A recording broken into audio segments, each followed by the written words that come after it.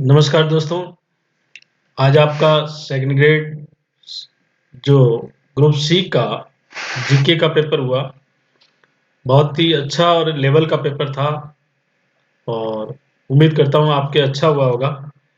तो पॉलिटिक के भी क्वेश्चन बहुत अच्छे पूछे गए और जो भी आपके क्लास नोट्स जहाँ से आपने मेरी क्लासें पढ़ी है, उन क्लासों के बाहर, क्लास की नोट से बाहर कोई भी सवाल नहीं था। ठीक है ना? प्रश्न करने का तरीका, प्रश्न पूछने का तरीका, जिसने भी जिस हिसाब से प्रैक्टिस की है, उम्मीद करता हूँ सबके अच्छे पेपर हुए होंगे। तो आज के मॉर्निंग शिफ्ट का जो पेपर हुआ था 29 जनवरी 2023 को ग्रुप सी का, उसके पॉलिटिकल के प्रश्नों के आंसर की आपके सामने मैं रख रहा हूँ। चलिए, प्रश्न संख्या 7। राजस्थान का राज्यपाल निम्नलिखित में से किस विश्वविद्यालय का कुलाधिपति नहीं है? तो राज्य का जो राज्यपाल होता है वो राज्य की बाउंड्री में, राज्य की परिस्थिति के अंदर जितने भी विश्वविद्यालय होते हैं उन सब के वो मतलब कुलाधिपति होते हैं। जबकि भारत सरकार के जो भी होते हैं उसमें वो नहीं होता है। तो इसमें सी 3 नंबर इसमें अंदर राइट हो जाएगा आपका, राजस्थान केंद्रीय विश्वविद्यालय अजमेर। ठीक है ना? ये सेंटर का है, ये ध्यान रखना। प्रश्न संख्या 8। किसकी सलाह पर राज्यपाल राजस्थान विधानसभा सदस्य की अयोग्यता संबंधी मामलों का निर्णय कर सकता है? तो विधानसभा सदस्य अयोग्यता संबंधी मामलों का जो निर्णय है निर्वाचन आयोग से होता है। तो 3 इसमें राइट हो जाएगा, निर्वाचन आयोग। प्रश्न संख्या 9। ये प्रश्न आपका डिलीट होगा क्योंकि इन्होंने सी के मैथ्यू है और राजीव महर्षि है, ये दोनों उल्टे सीधे लिख दिया अशोक गहलोत और वसुंधरा के टाइम में।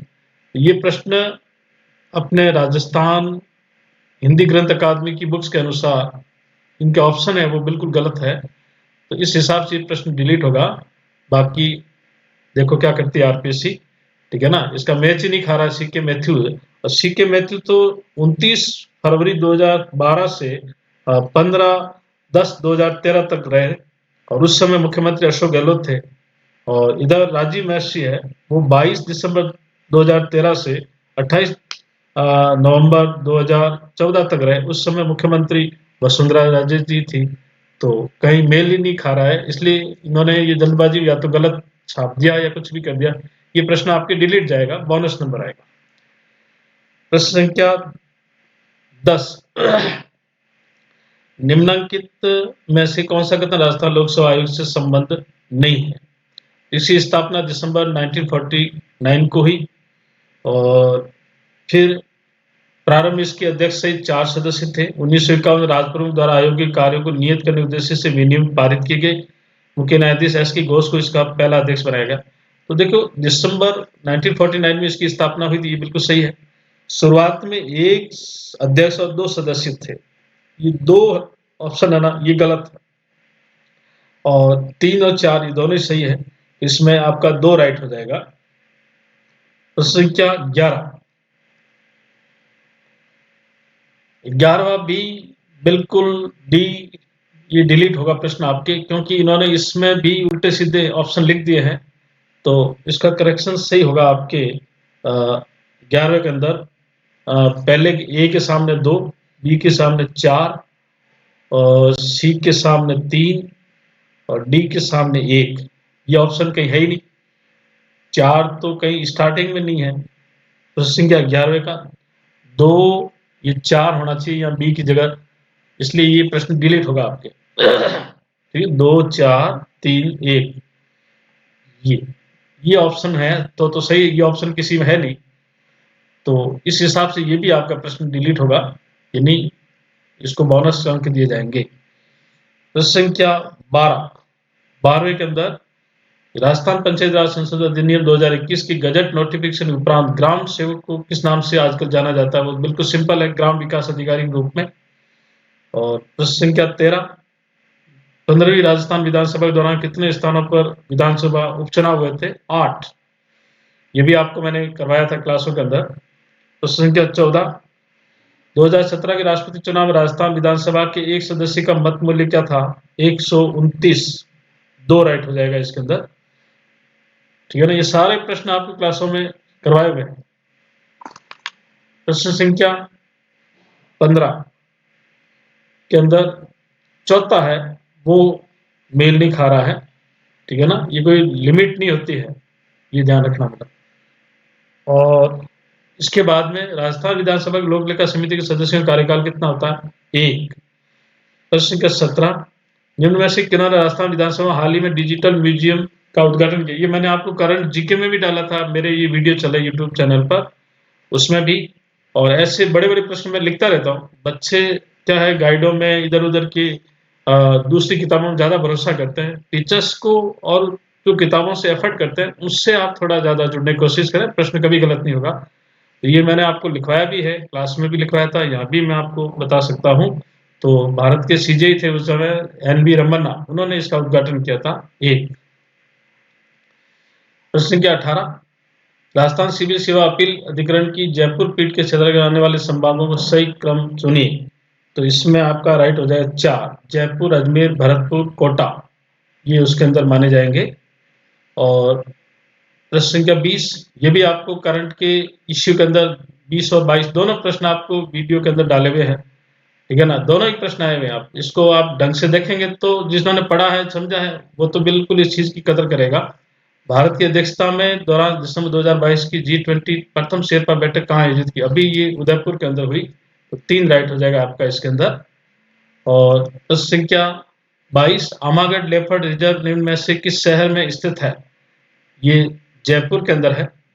ये भी आपकी हाल ही में बहुत करंट का पूछ लिया इन्होंने। प्रश्न संख्या 43, भारत शासन अधिनियम 1935 के अनुसार प्रस्तावित संघीय विधायिका के उच्च सदन का नाम क्या था? काउंसिल ऑफ स्टेट, 2 राइट हो जाएगा इसके अंदर।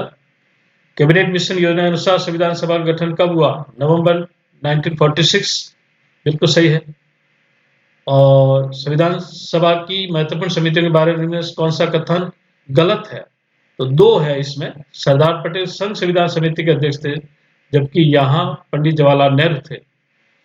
प्रश्न संख्या 46वां, संविधान की उद्देशिका की कौन सी विशेषता निर्वाचित राष्ट्रपति द्वारा प्रकट होती है? यदि भारत का राष्ट्रपति निर्वाचित होता है तो ये गणतंत्र जो है, तभी हम गणतंत्र कहलाते हैं।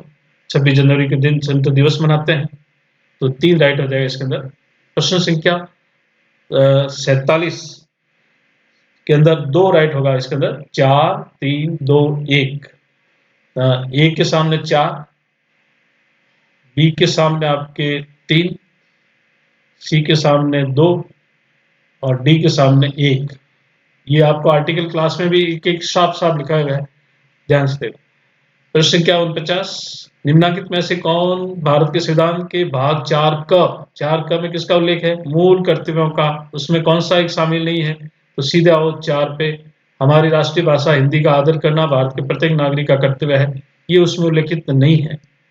प्रश्न संख्या 50, निम्नलिखित में से किस या किन राजनीति निर्देशक सिद्धांत को भारत के संविधान में अलग अलग संविधान संशोधन द्वारा जोड़ा गया है? तो इसमें आपके समान न्याय, निःशुल्क विधिक सहायता, सहकारी समितियों का उन्नयन, काम का अधिकार।